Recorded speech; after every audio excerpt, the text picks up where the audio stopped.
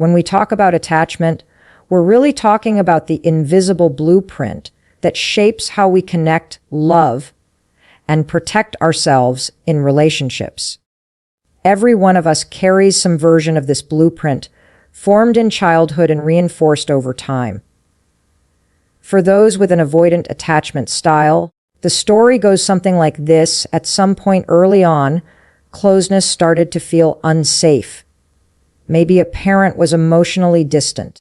Maybe showing vulnerability led to rejection, or needs went unmet often enough that the child stopped expecting comfort altogether. So, instead of reaching out for connection, they learned to rely on themselves. Independence became their survival strategy. Now, here's the fascinating paradox. On the outside, avoidants often look strong, capable, and self-sufficient. They'll tell you, "I'm fine. I don't need help. I like my space." And they mean it. They genuinely feel more at ease when they're not entangled in someone else's emotional world. But underneath that cool exterior is something universal: the human need for closeness. We are wired for connection.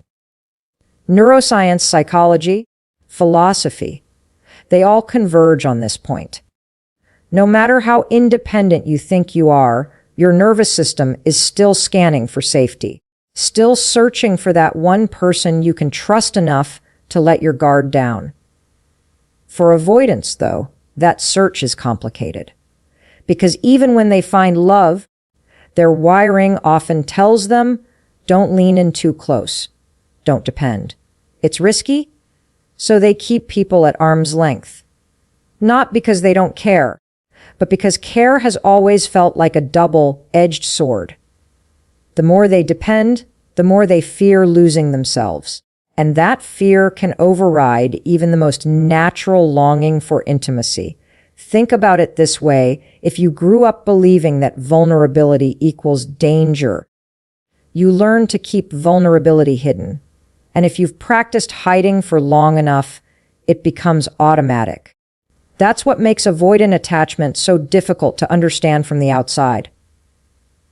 Partners, friends, even family may feel pushed away and wonder, do they even love me? The answer is usually yes, but love is expressed differently. Instead of constant words of affirmation or displays of affection, avoidants show love through loyalty, through acts of service, through creating stability.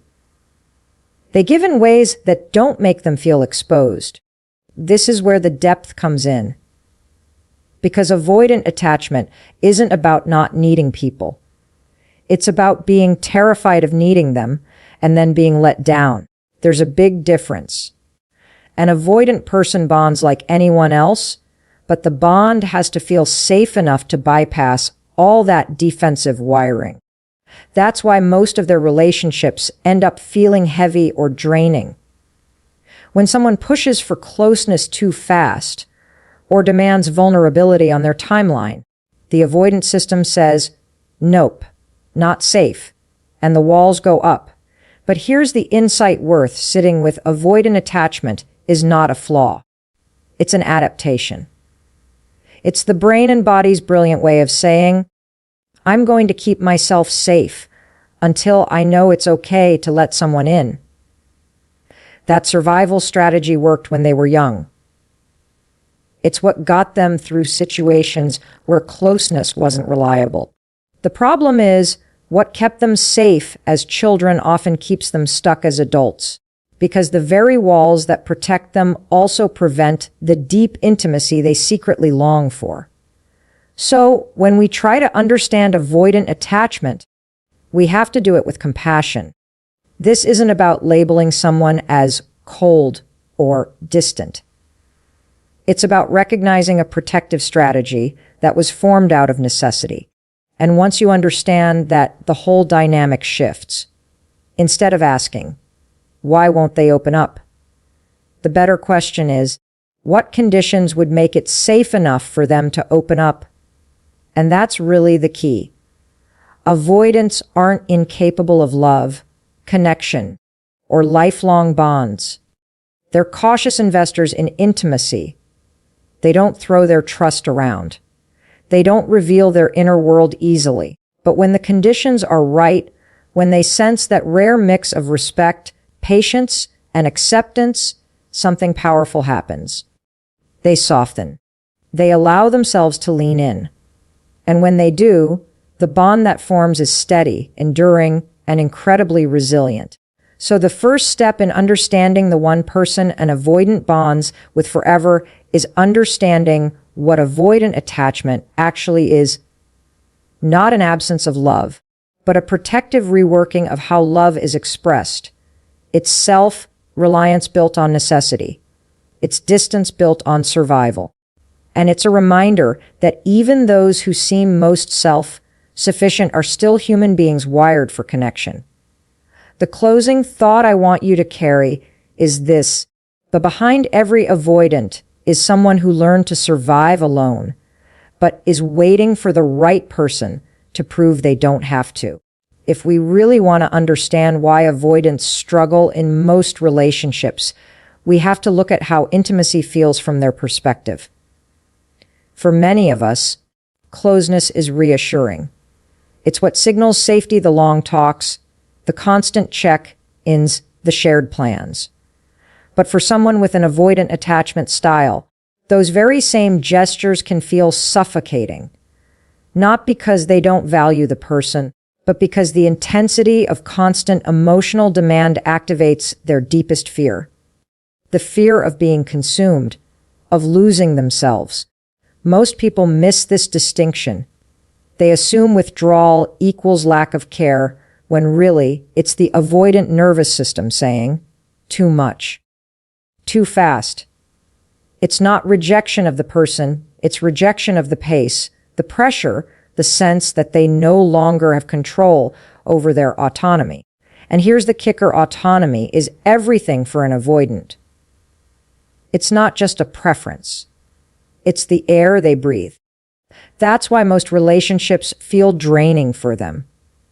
Picture an avoidant in a partnership where the other person is constantly asking, "Why don't you open up more? Why don't you say how you feel? Why don't you need me the way I need you?"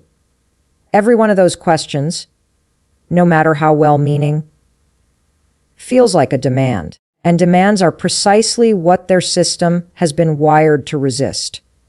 The more you push, the more they retreat. Now, some people hear this and immediately think, well, that sounds selfish. Relationships are about give and take. And of course that's true. But let's flip the perspective for a moment. Imagine you spent your entire life believing that love equals intrusion. Imagine that the only way you ever knew to feel safe was to manage your own needs privately.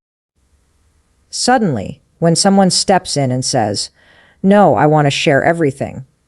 I want to know every detail of your inner world," what you feel isn't closeness. You feel invaded. This is where the philosophical side of avoidant attachment becomes interesting, because it raises the question: is intimacy really about merging into one another, or is it about respecting the boundary between two people while still choosing to stay connected? For an avoidant, intimacy that erases boundaries is intolerable, but intimacy that respects individuality, that says, "I see you, I value your independence, and I don't need to control you," that's the kind that actually allows them to open up. The tragedy is that most people don't know this. They try harder, they push more, and unintentionally, they make the avoidant feel cornered. That's when the relationship starts to feel exhausting. Not because the avoidant can't love, but because the way love is being pursued clashes with their survival instincts. And here's something important: avoidants don't just withdraw in romance. This shows up in friendships, at work, even in family. Anytime they sense that their self-sufficiency is under threat, their instinct is to pull back. It's a reflex, not a calculation. And unless both sides understand what's really happening, the cycle of pursuit and withdrawal just repeats endlessly. One person feels rejected, the avoidant feels suffocated, and both walk away confused and hurt. But here's the good news. Once you know this, you can stop misinterpreting the signals. You can see withdrawal not as a rejection, but as a need for recalibration. Avoidants don't bond through constant emotional exchange. They bond through trust in their freedom. Give them space, and paradoxically, they're more likely to come closer. Respect their independence, and you'll see that their loyalty runs deep. It's a paradox worth remembering. The more you chase an avoidant, the further they run. But the more you allow them to stand freely beside you, the more they choose, willingly, even eagerly, to stay. This is why most relationships don't last for them, because the majority of people unknowingly make closeness conditional on disclosure, on constant reassurance, on merging. For an avoidant, that condition feels like a trap, and rather than lose themselves, they'd rather walk away. So the lesson here isn't that avoidants can't connect. It's that connection has to look different. It has to be built on space as much as on togetherness. It has to honor individuality as much as intimacy.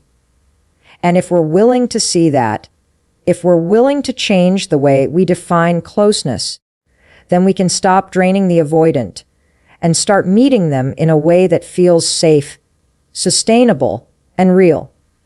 Because at the end of the day, what drains an avoidant isn't love itself.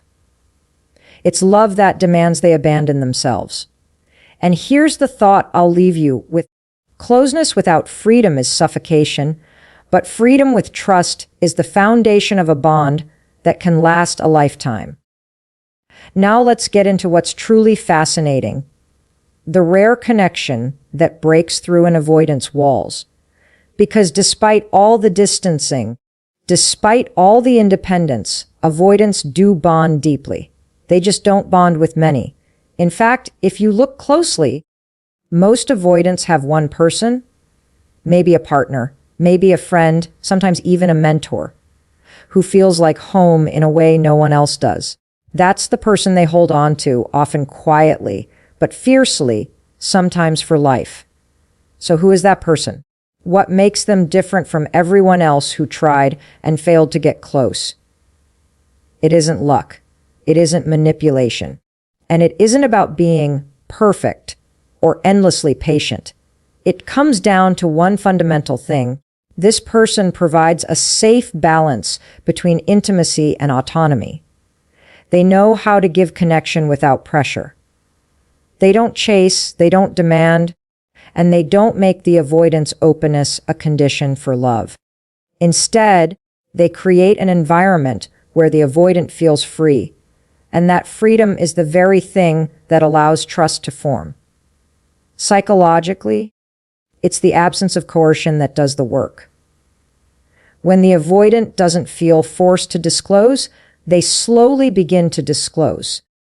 When they don't feel pressured to stay, they choose to stay. It's counterintuitive, but it's powerful. Because for someone whose entire system is wired around guarding their independence, the greatest gift you can give is the assurance that their independence isn't under threat. This is where philosophy overlaps with psychology. Think about the paradox of freedom. The more someone tries to control us, the more we resist. But when someone respects our agency, we're more likely to willingly surrender pieces of ourselves. For avoidance, that paradox defines love. They bond forever with the one person who shows them that love doesn't have to mean losing themselves. And when that bond takes root, something shifts. The avoidant who once seemed cold or detached begins to soften. They may not suddenly become the most emotionally expressive person in the room. That's not their wiring. But you'll see it in other ways.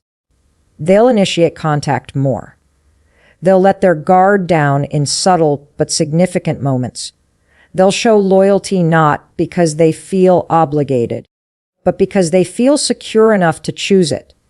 And that choice matters more than any forced display of affection. Let me give you an example. Imagine someone who has always struggled to say, "I love you," easily. They keep their feelings private. They prefer action over words. But one day, without prompting, they say it. Not because they were asked, not because someone pulled it out of them, but because they wanted to. For the avoidant, that moment is monumental. It's proof that the connection is safe enough for them to reveal what they normally protect at all costs. That's the kind of relationship we're talking about here, not one built on constant demand, but one built on quiet safety. And once that safety is established, it's nearly impossible to break. Avoidants may walk away from many relationships, but the one person who gave them freedom while staying steady, that person becomes irreplaceable. And here's the beauty of it: the bond isn't flashy. It's not built on dramatic passion or constant intensity. It's steady. It's calm. It has weight. And it lasts because it's rooted in choice rather than compulsion. For avoidance, love that feels like obligation is unbearable, but love that feels like freedom is unforgettable. Now, this doesn't mean the avoidant suddenly stops being who they are. Their need for space doesn't vanish. Their self-reliance doesn't dissolve. But in this rare bond, those traits stop being barriers and start being balanced. The other person isn't trying to change them, and in turn, the avoidant gives more of themselves than they ever thought possible. So, when people ask, who does an avoidant bond with forever? The answer is simple but profound. It's the one who makes them feel safe in their independence. The one who doesn't push but stays.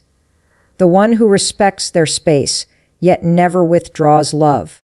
That combination, respect plus steadiness, is magnetic for an avoidant.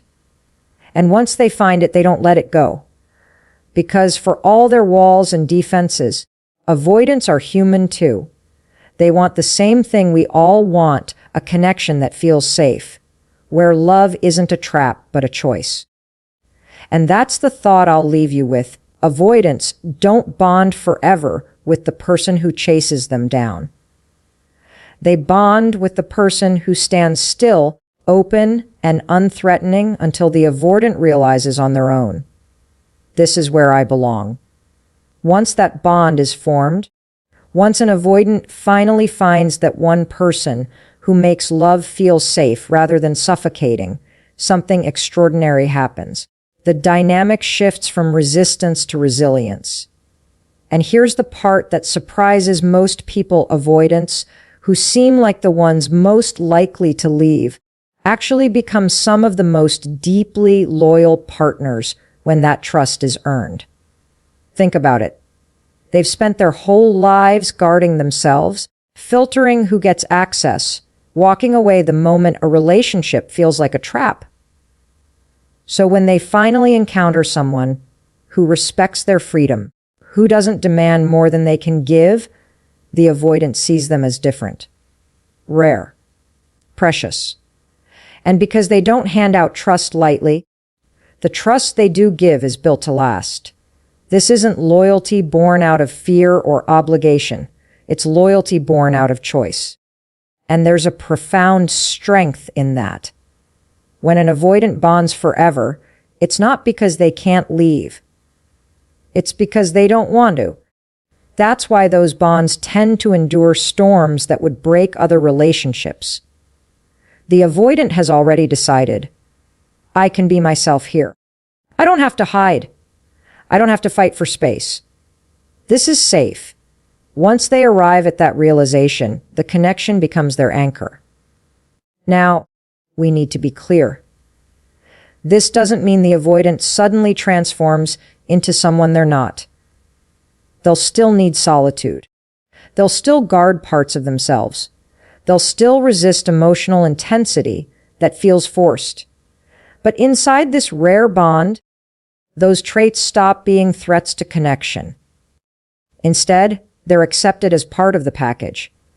And that acceptance is what makes the bond so unbreakable. There's a philosophical depth here worth pausing on. Human beings aren't really searching for perfection in others. We're searching for safety. And safety doesn't mean the absence of flaws. It means the presence of acceptance. For avoidants, this is doubly true. They don't need someone to fix them or pry them open.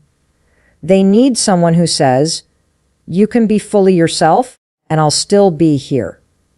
That's what transforms a relationship from temporary into forever. And it's not just emotional safety that makes these bonds last. It's also the avoidant sense of identity. Remember, autonomy is their lifeline. In most relationships, they feel that identity being swallowed up. But with the one person who gives them freedom, identity is preserved. They don't have to give up their independence to stay connected. And that balance of intimacy and individuality is what makes the bonds sustainable for decades, not just months or years. The beauty of this is that it reframes how we think about commitment. Too often, we define commitment as constant presence, constant sharing, constant access. For avoidance, commitment looks different. It's not measured by how often they open up or how many words they use to express love. It's measured by their choice to stay, their choice to show up, their choice to allow someone into the inner circle that so few ever enter. That choice has gravity. It means something. And here's the part that should give you hope. Once an avoidant makes that choice, they rarely undo it. Because if there's one thing avoidants value as much as independence, it's consistency. They don't jump from person to person chasing novelty. They invest carefully, and once invested, they guard that bond with the same intensity they use to guard their independence. So the forever bond isn't a fairy tale. It's not about finding someone who magically fixes the avoidant. It's about finding someone who understands the paradox of their nature, the need for closeness and the need for space coexisting at the same time. And when those needs are respected, the avoidant stops running. They stop hiding. They stop withdrawing. Instead, they lean in, slowly, quietly, but with a depth that lasts. At the end of the day, isn't that what all of us are really looking for? Not the fleeting highs of intensity, and not the illusion of perfect compatibility, but a connection steady enough to withstand time, distance, and difficulty. A connection where we don't have to perform or prove, but can simply be.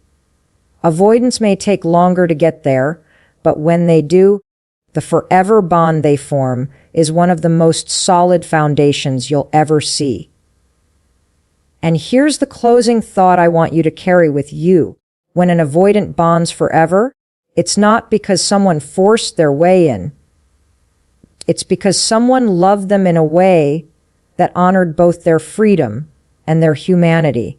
And that kind of love, once found, isn't just kept, it's cherished.